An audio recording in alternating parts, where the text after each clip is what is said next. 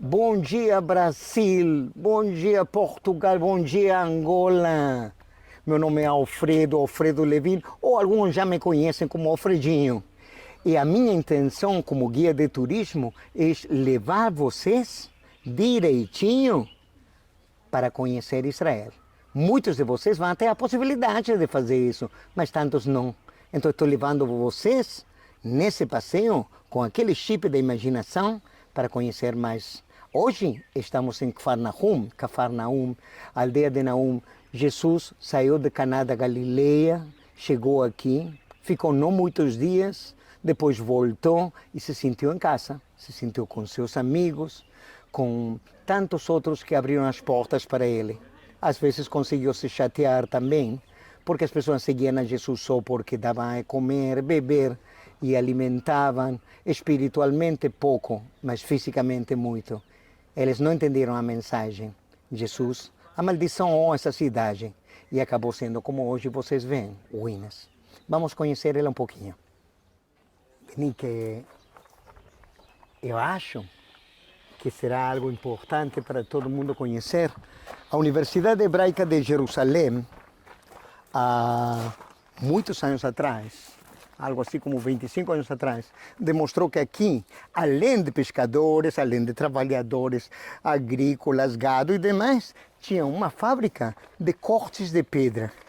Eles eram trabalhadores no corte da pedra. E aquilo que vocês estão vendo é uma prensa de azeite, um moinho de azeite. Um moinho de azeite vai, logicamente, na primeira parte esmagar as azeitonas, e do outro lado dá para ver um cilindro, onde vai colocar uma sacola semipermeáveis com os parafusos que vão fazer a pressão. E esse local, prensa de azeite, vai ter uma surpresa para vocês e eu quero lhes contar alguns detalhes dessa surpresa.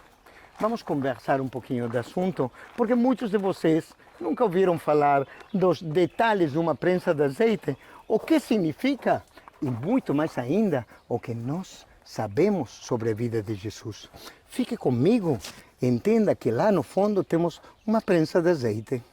Para nós entender a prensa de azeite, o primeiro que colocamos são as azeitonas, esmagamos as azeitonas no moinho e depois colocamos em pneus, sacolas semipermeáveis, uma acima da outra, naquele cilindro que nós vimos. Uma vez que nós entendimos as sacolas semipermeáveis que nós colocamos, uma acima da outra, acima da outra, acima da outra, e todas estão juntas.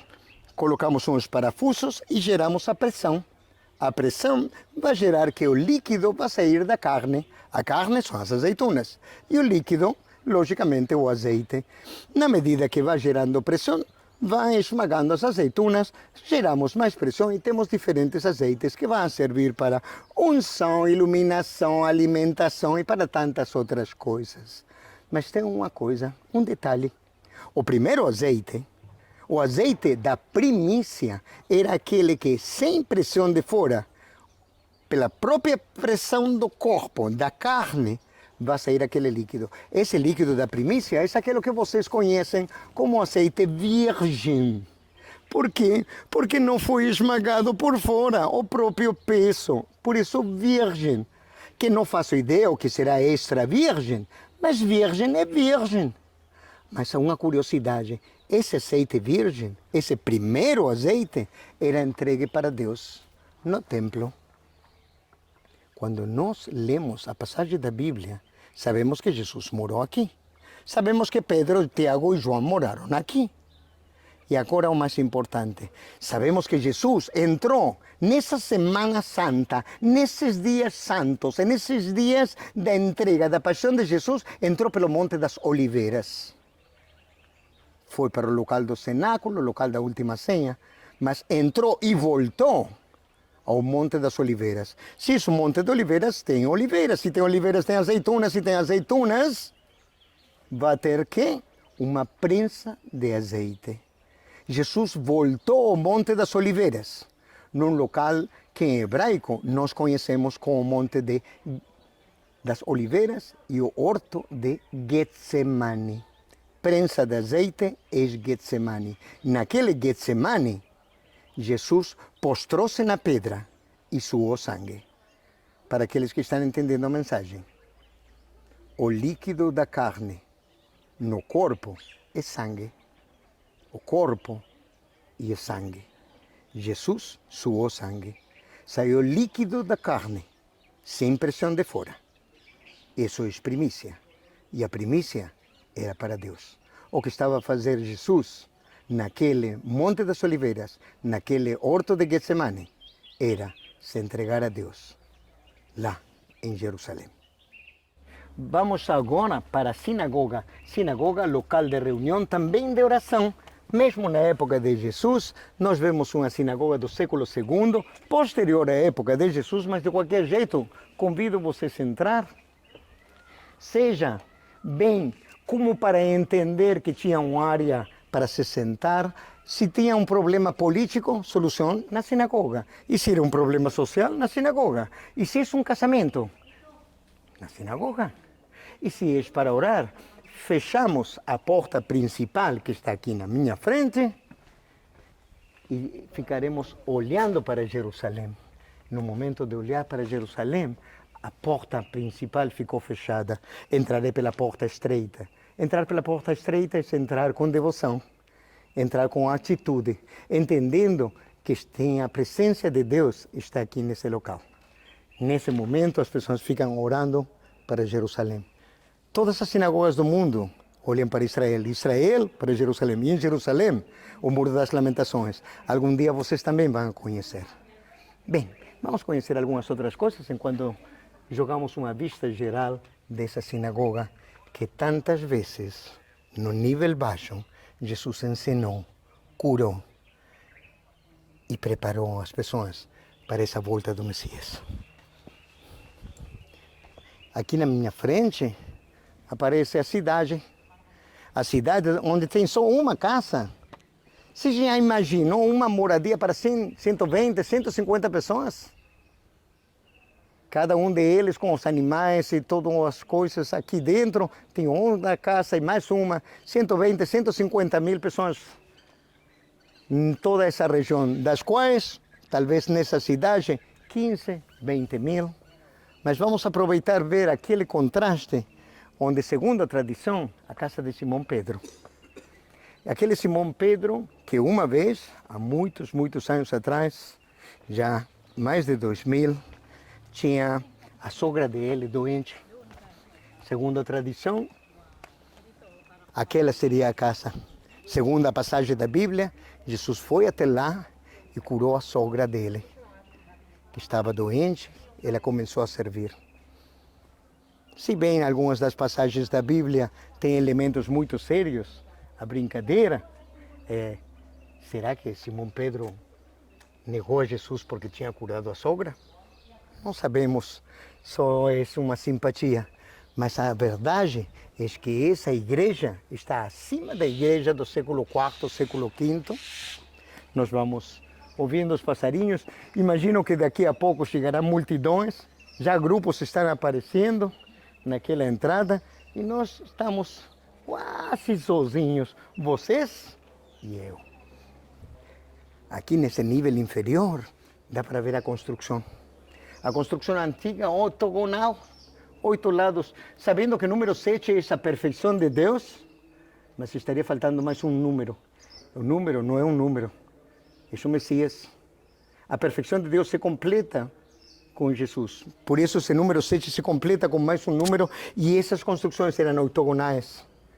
Justamente nós temos aqui uma igreja moderna, uma igreja de só 35 anos, mas está como voando, está flutuando acima daqueles painéis. Dá para ver aquelas 8 colunas, os 8 pilares do cristianismo.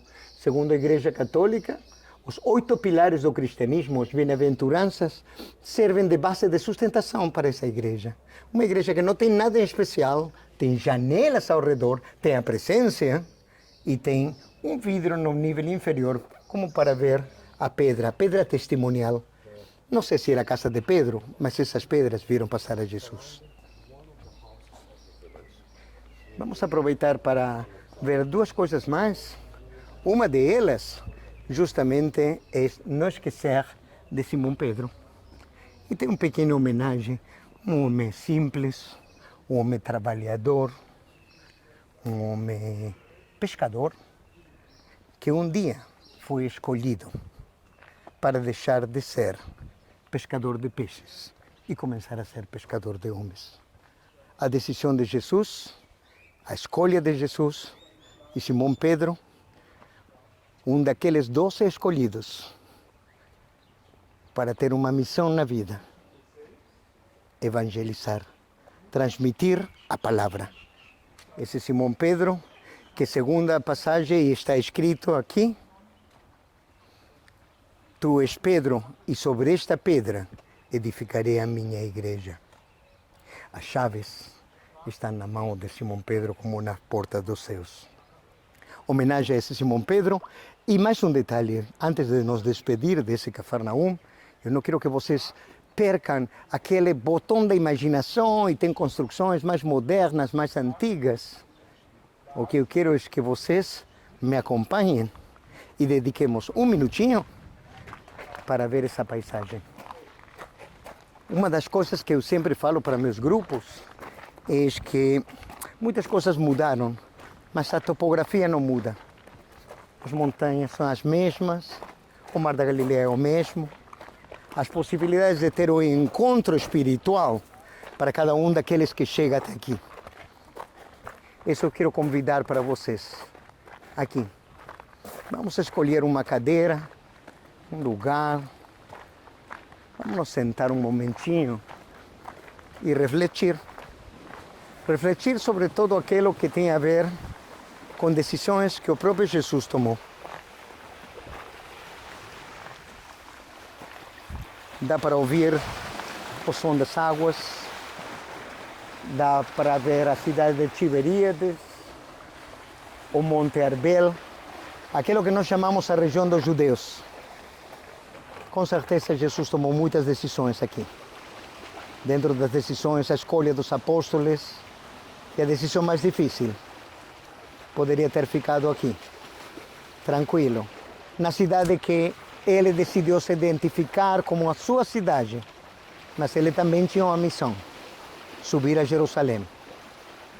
Num dia como nesses dias que nós estamos celebrando a Páscoa, estamos celebrando a Semana Santa, estamos celebrando aqueles dias da paixão de Jesus. Em lugar de continuar aqui, ele decidiu subir a Jerusalém para se entregar a Deus. A maldição para essa cidade que ficaram ruínas, igual que Corazim e que Betsaida, e que muitos não entenderam a vinda do Messias. No judaísmo, à espera da volta do Messias. Não é exato, porque eles não viram ainda Jesus. No cristianismo sim tem a volta do Messias. Jesus decidiu se mostrar, dar a atitude dele, a entrega dele, para que todo mundo fique entendendo que existirá uma salvação para todos. No judaísmo, ainda na espera do Messias. O encontro será provavelmente no mesmo local, no mesmo Monte das Oliveiras, no mesmo Jerusalém. Shalom, shalom desde Cafarnaum, aldeia de Naum. Um abraço para todos.